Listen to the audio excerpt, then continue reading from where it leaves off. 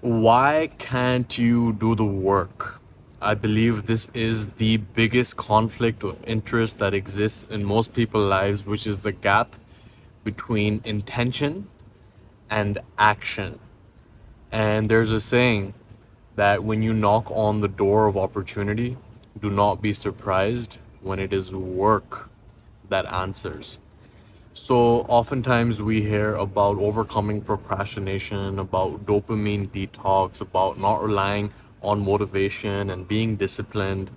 So, let's touch on the first point about dopamine detox.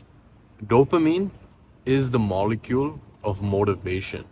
And the fact that you're even watching this right now is because, to some extent, the reason that you're continuing to watch is because you're anticipating that you're going to get some value out of this. Now, the problem with dopamine detox, on getting rid of your dopamine, that's literally impossible, first and foremost. But let's just say theoretically you are able to make it happen. You get rid of the dopamine in your system. What would happen is that you would not be motivated to do anything, because dopamine is the molecule of motivation. It is what drives us towards certain actions. So dopamine detox is not possible, first and foremost, and it's also not what you want, because what's necessary is the manipulation of dopamine. So what is it that gives you the dopamine spike? Again, the fact that you're still watching this video right now means that to some extent you have an attention frame, because most people watching short form content are experiencing huge spikes in dopamine with very little effort. And what happens is that when dopamine goes up, it functions like a pendulum, and then as a result it also goes down below baseline.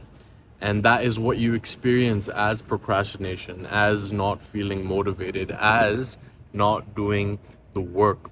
So oftentimes when dopamine is experienced without effort, with ease, that is what causes manipulation of the dopamine that does not motivate you to do the things that you want, but it does motivate you to do the things that are easy and comfortable, but are not necessarily what you want. Because oftentimes we find ourselves caught up in the habit loop of doing things that we know are not serving us, but we cannot help ourselves, like eating junk food, like scrolling on shorts, like watching videos that are damaging our psychology.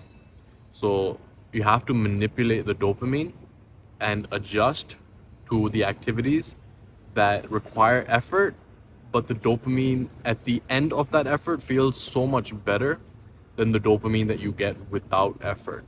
Because oftentimes I hear the concept of, I don't need motivation. What I need is discipline, because motivation ebbs and flows, but discipline is consistent. I can stick to the tasks that I know I need to do even when I don't feel like them. But here's the thing: motivation is your motive for action, the reason behind why you do what you do.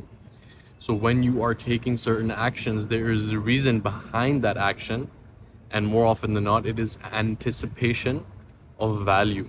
So when you are doing activities that are moving you towards where you want, even when you don't feel like them, you are motivated to create a future that you know will result from engaging in the behaviors that are productive.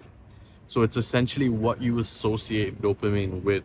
We are programmed in the modern society for instant gratification, for immediate pleasure.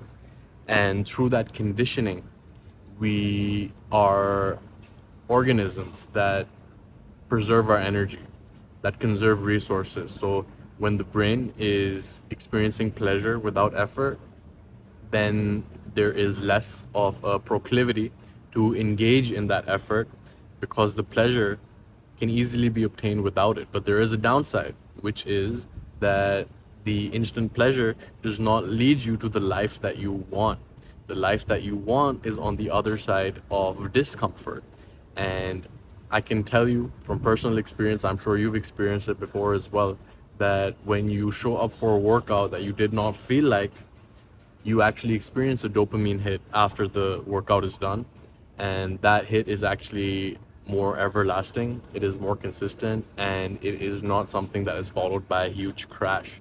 When you do hard things, when you associate pleasure with effort, when you associate pleasure with a future vision that is on the other side of hard work, then you are manipulating your reward pathways to associate pleasure with putting in the work. And if you can't do the work, the reason is because your reward pathways have been conditioned to associate pleasure with immediate gratification, to experience dopamine spikes without effort. And that is what causes the situation where you don't feel like doing the work. So, yes, it's about being disciplined, but discipline is a result. And more often than not, it is a result of you associating pleasure with the future vision that you are creating, with the achievement of your goals, with becoming the person that you know you're meant to be, with self-improvement. And motivation is necessary for us to take action because there is always a reason behind why you do what you do. If you're not motivated, it's because you don't understand what motivation even is. And reasons come before results. So whatever results it is that you are seeking, make sure that you have strong enough reasons to engage in the effort that will lead to those results, and remind yourself of them all the time.